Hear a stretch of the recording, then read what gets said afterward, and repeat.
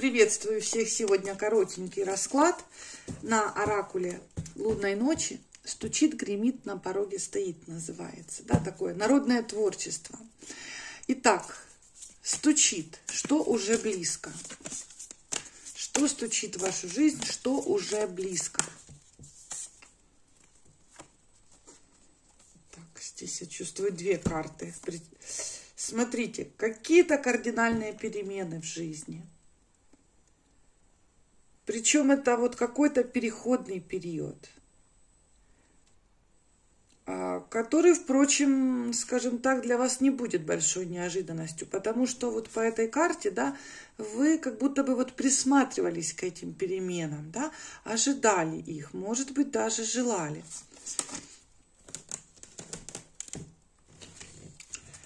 Что гремит, то есть что уже совсем-совсем близко.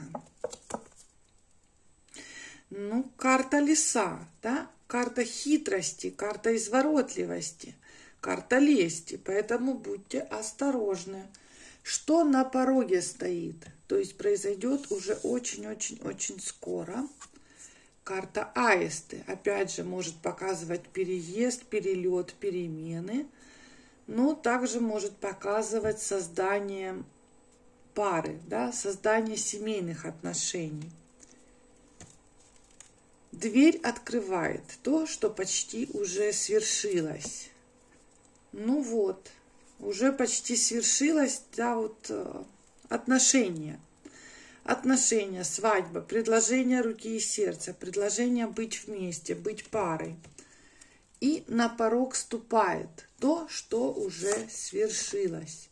Карта гроб. Ну, закончился какой-то у вас период в вашей жизни, что именно каких-то недоразумений, какой-то агрессии, может быть, с мужчиной, да.